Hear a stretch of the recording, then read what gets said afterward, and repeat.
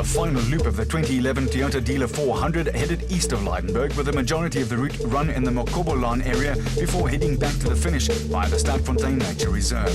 This loop was around 115 kilometers in length and started in dramatic fashion when the organizers bypassed a treacherous river crossing and then regrouped the cars. Crews then restarted at 1-minute intervals, with the race now running on corrected time. At the head of the field, Cully and Quinton Silwart still led the special vehicle category in the Elegant Fuel Bat, with caution required on rocky mountain slopes where a hidden rock could easily take off a wheel. Behind the Silwarts, there was more early drama on the final loop when production vehicle leaders Duncan Foss and Rob Howie got stuck in a ditch and suffered a flat tire. The Castrol Toyota lost around 13 minutes, and Mike Whitehouse and Matthew Carlson inherited the lead in the Regent Racing Nissan Navara.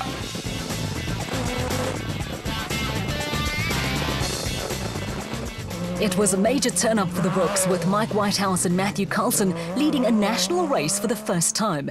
It was now a question of whether they could hold their nerve. It was also going to be a nervous run to the finish for Marius and Jolinda Fourie, who were on track for their first ever podium finish on a national event.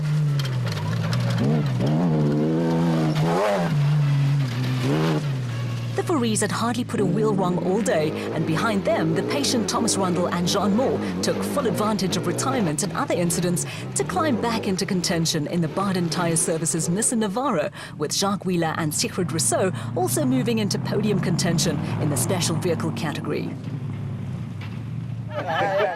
There was no shortage of vantage points, and with the final portion of the race being run on corrected time, Herman and Wichard Silwart were also in contention for a place on the special vehicle podium. It had not been an easy day for the Silwarts, but they stuck to their task, as did the steady Buna Botas and Johan Pretorius, who were looking to sneak a place on the podium in their first outing for more than a year.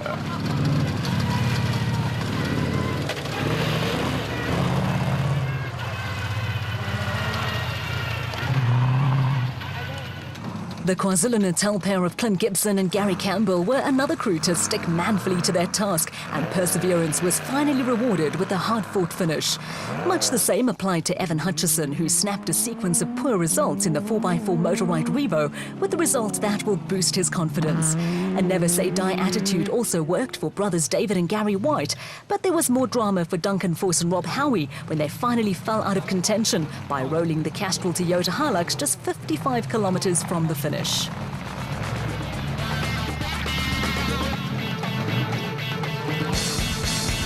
demise of Foss and Howie lifted Chris Visser and Jaapie Badenhorst into third place in the Team Ford Racing Ranger TDCI to give the South African champions their first podium finish in Team Ford colours. It had not been an easy day for any of the 8 finishers in the production vehicle category, and those who saw out the distance certainly earned their results the hard way.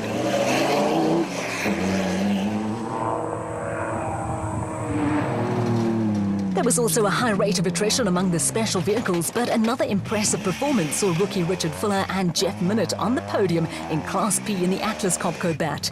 It was a maiden podium for former kart racer Fuller, while Minnett is a former overall race winner.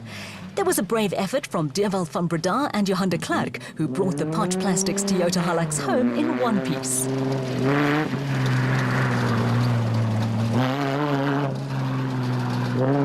It had been a long day too at the office for Van Breda and de Klerk, with Gary Bertelt and André Vermeulen going through the same agonies. After considering retirement at one stage during the race, Gary Bertelt and André Vermeulen battled on to finish 5th in the SP class in the Atlas Copco Toyota. Nick Gosler and Joe Lima showed plenty of character to score a first ever podium. The pair brought the Men's Health International Zarco home in 3rd place in Class P to outlast some more fancied runners in a highly competitive class. The 2 Regent Racing Nissan Navaras were at opposite ends of the scale, with Terence Marsh and George Smallberger 6th and the last of the Premier SP class finishers. After starting out among the Class P favourites, Don Thompson and Wayne Foster ran into a litany of exhaust and other problems to gradually drop way down the pecking order in the Zarco.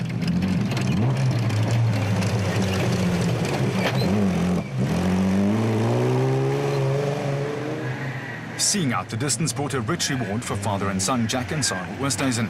It provided the Land Rover crew with their first national victory since moving up from the regional ranks in the middle of last season. At the other end of that scale, there was heartbreak for Coetzee Labuschagne and daughter Sandra when their hopes of a Class B win in the Raconic Zarco were dashed within sight of the finish line. It was cruel luck on the Labuschagne's part, but there was a happier ending for newcomers Dirk Pitter and Koos Claessens, who eked out a fairy tale win in Class E on their national debut in their Toyota Hilux.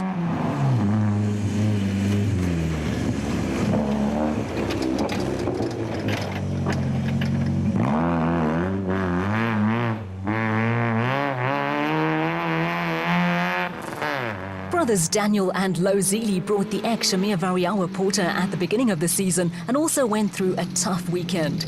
To their credit, they managed to see out the full distance with the 13 finishers in the special vehicle category, rounded out by Botswana-based Keith du Toit and Lesotho resident Ashley Thorne in the White Star Racing bat.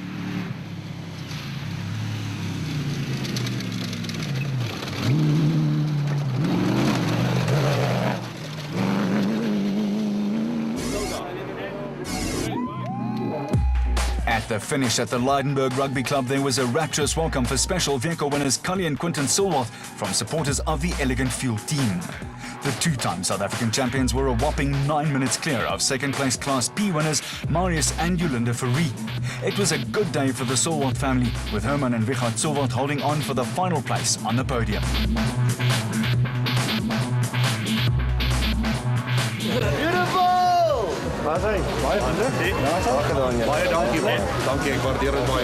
After the podium presentation, Father Cully had some high praise for son Quinton, who never missed a call all weekend.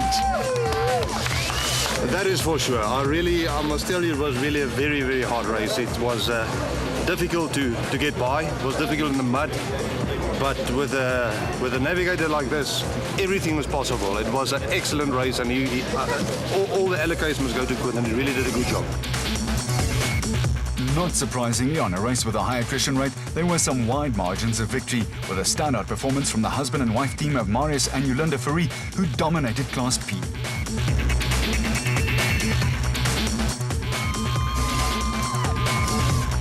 There was another rapturous welcome for brothers-in-law Mike Whitehouse and Matthew Carlson when they put the finishing touches to their maiden victory in the production vehicle category.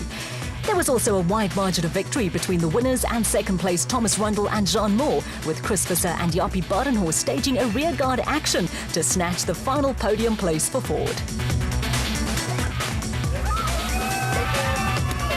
For the Regent Racing team, it was their second win in 2 years after Terence Marsh and Bucks Carolyn won last year's Sun City 400.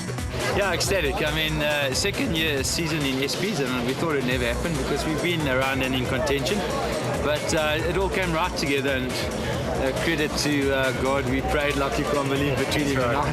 But it was a good race, tough, and it all came together. 2 Nissans and a Ford in the top 3, with SP class entries dominating the top 10, and fine performances from the Oosthuizen brothers and newcomers Pitter and Claessens. Rescue teams were kept busy over the weekend pulling cars out of the mud, and the ABSA Team of the Event Award went to a band of enthusiasts who spent most of their day helping stricken teams. The Sunfield Home, Logwood Village. It is the chosen charity of the off-roaders, and it's lovely to give them another 5,000 Rand. Thank you, ABSA. Thank you for giving us this team award. We appreciate it.